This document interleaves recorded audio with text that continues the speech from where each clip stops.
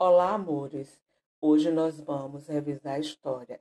E sabe quais são os assuntos? São sobre o tempo e as fontes históricas. Estou com muita saudade de vocês, ok?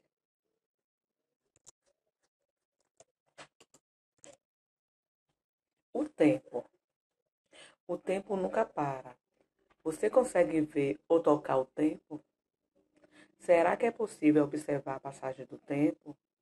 Observe as imagens. Não podemos ver o tempo e nem tocá-lo. Aí estava perguntando, você consegue ver ou tocar o tempo? Então estou dando a resposta. Não podemos ver o tempo e nem tocá-lo. Agora vamos falar das duas imagens.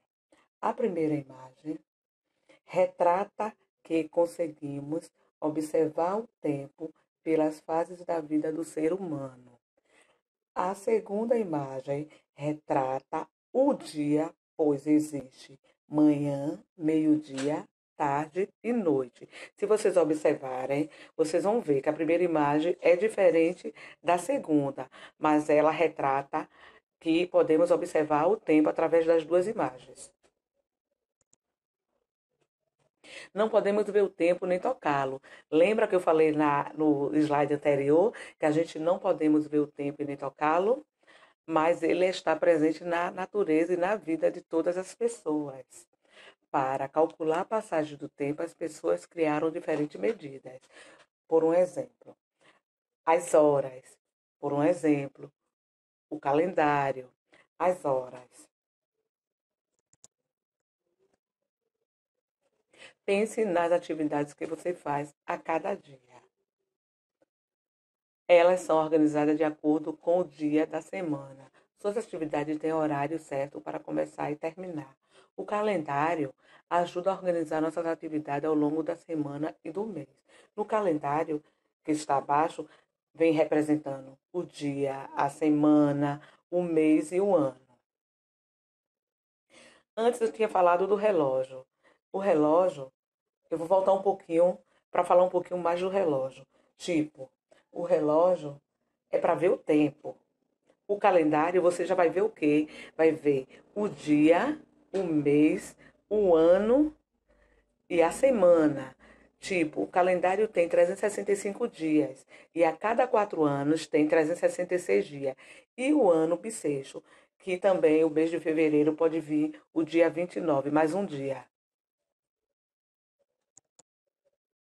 No passado, os povos criaram diferentes calendários. O povo maia, por exemplo, construiu seu calendário, observando o movimento dos astros no céu.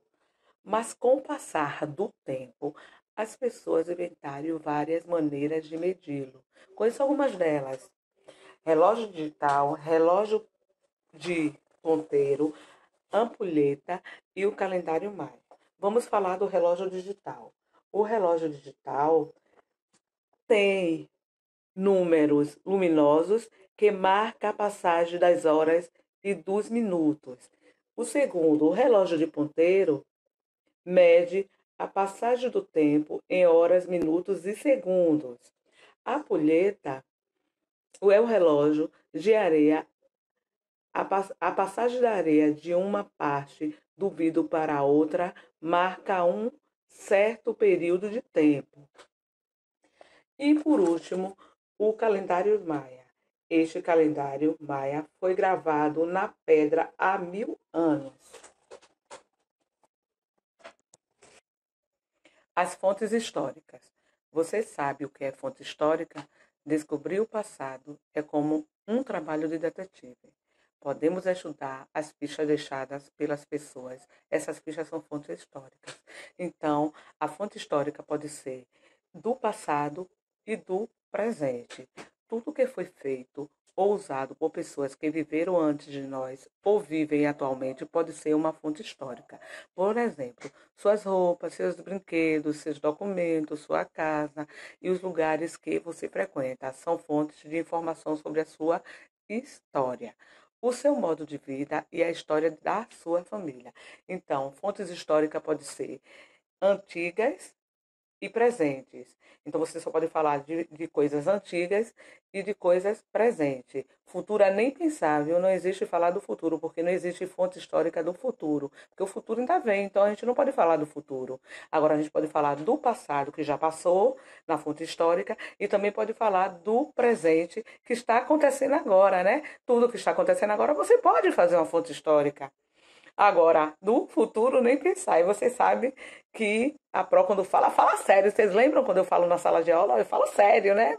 Aquele sério, brincando, dando risada, né? Mas eu falo sério. Então, fonte histórica pode ser feita do passado e do presente. Autobiografia é a vida de uma pessoa escrita por ela, mesmo como exemplo do de Lucas. Lucas tem 10 anos e está no sexto ano. Para terminar o semestre, cada aluno da classe dele vai escrever uma autobiografia.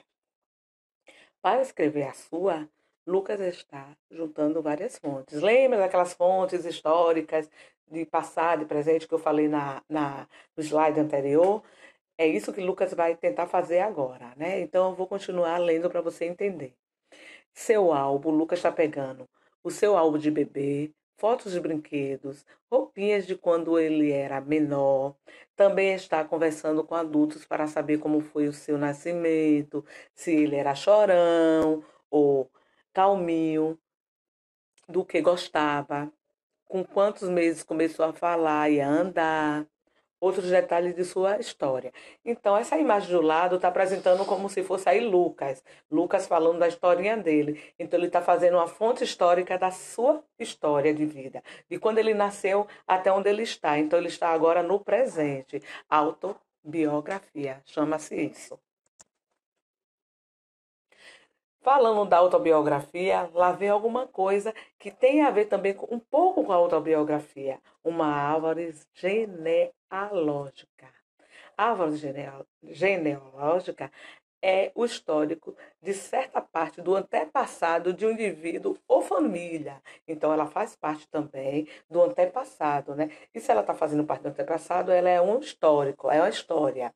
Minha árvore genealógica é assim. Olhando nessa figura do lado, vocês vão ver. Aí tem o vovô e a vovó, que teve papai. E aí do outro lado tem o vovô e a vovó que teve mamãe. Então, o vovô e a vovó que teve papai são meus avós paternos. O vovô e a vovó que teve mamãe são meus avós maternos. E meu papai e minha mamãe teve eu e meu irmão. Mas aí, na árvore que está aí representada na imagem, está falando do irmão e da irmã, né? Agora vamos exercitar um pouco o que estudamos, ok, lindos? Atividade de história. Vamos fazer a árvore genealógica só para gente aprender. Então, a partir daquela árvore que está acima, está na primeira questão, vocês vão responder a segunda questão. Responda olhando a árvore genealógica. Como se chama a irmã de Bárbara? Lembra daquela árvore que está acima na primeira questão? Então, vocês vão fazer essa questão baseado na árvore que está na primeira questão. Quem é o irmão mais velho de Bárbara? E a irmã mais velha de Bárbara? Como chama-se os pais de Bárbara? Né? Tem dois, vai ter dois nomes. João e Regina são avós de quem? E do pai de Bárbara, o nome. Aí o terceiro vem, vamos informar o que se pede bem bonitinho com um X. Aí tem o quê? Podemos ver a passagem do tempo? Não podemos ver a passagem do tempo? Na fase de crescimento, podemos perceber o tempo?